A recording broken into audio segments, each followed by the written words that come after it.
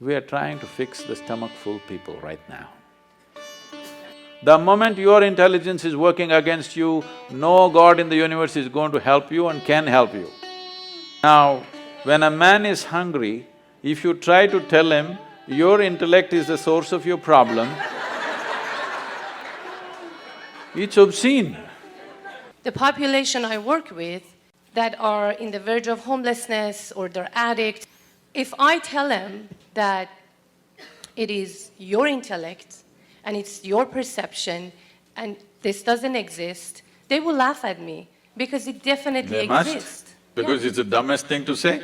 Right. So I wanted to know the spirituality that you teach, the spirituality that many gurus teach. How is it usable for someone that doesn't have food to eat and it's going to become homeless? And there's so many problems, especially in America. I mean, of course I teach them resiliency, it's a different fact. But every time I want to open my mouth and use some of your teachings, I have to step back. Now, the first problem is that you believe in the teachings, because this is the problem with the entire world. They've been cultured in some belief or the other.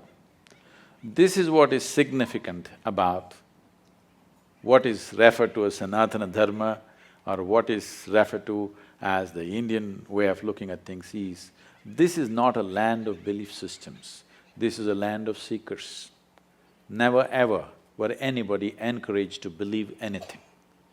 If you see anything that comes from that land, you will see it is all about questions, never about a belief system.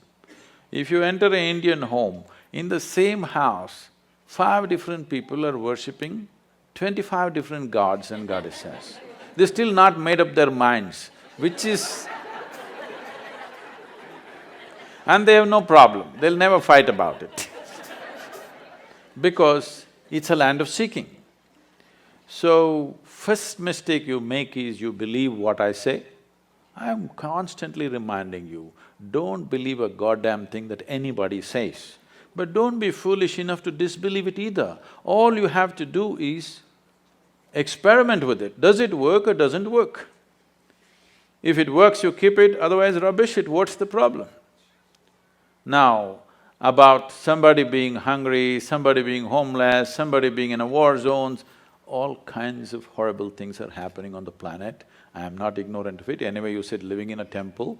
I am not living in a temple. I am more of the world than you are.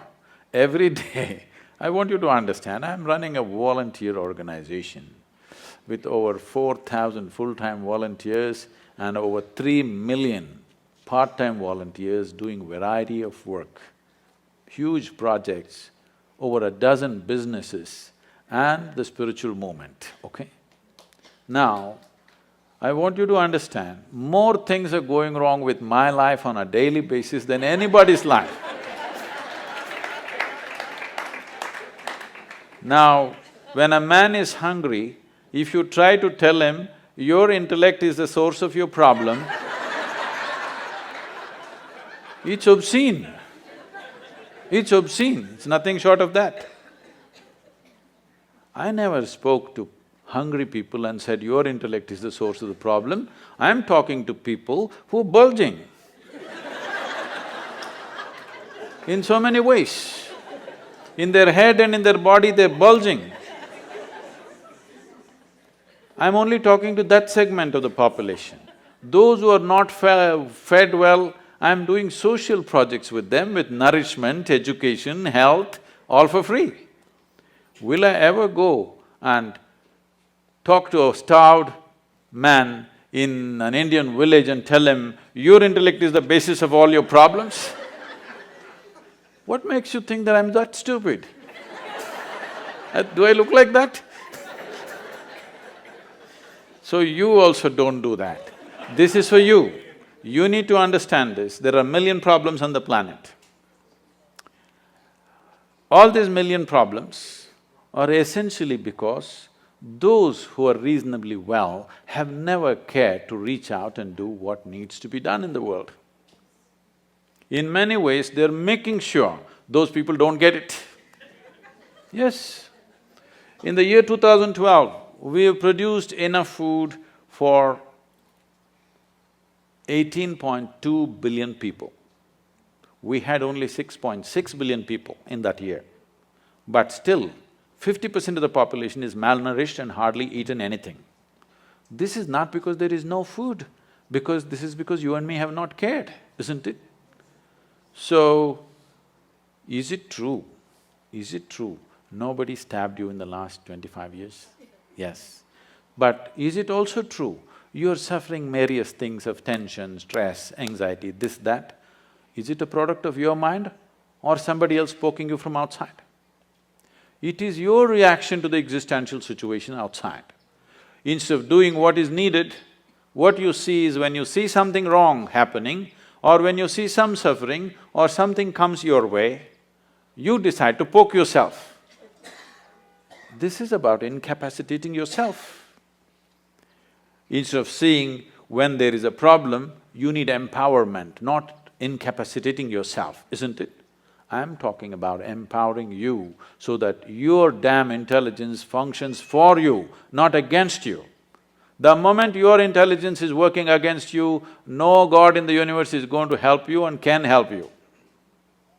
Yes, if your intelligence has turned against you, you are a finished case. So I'm saying, first let your intelligence work for you. If it works for you, there are many miraculous things that you can do for all those people who have still not eaten properly, for whom basic things have not been taken care of. That's our business, because somehow we've landed in a place where you and me are at least eating well. Once we are in such a privilege, we must use our intelligence to see what is the best thing we can do in the world, not sit here and twist yourself out. I'm saying don't twist yourself out. If you are joyful, naturally you will do the best things you can do. If I meet you when you're very happy, will you be nice to me? No. I don't believe that. When you're very happy, if I meet you, I'm sure you're a wonderful person. But when you're depressed, when you're unhappy, when you're frustrated, if I meet you, you could be a nasty person.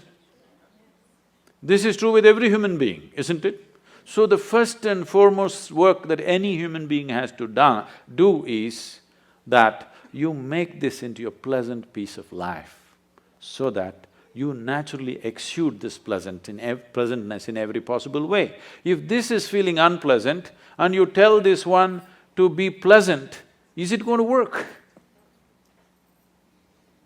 We are trying to fix the stomach-full people right now.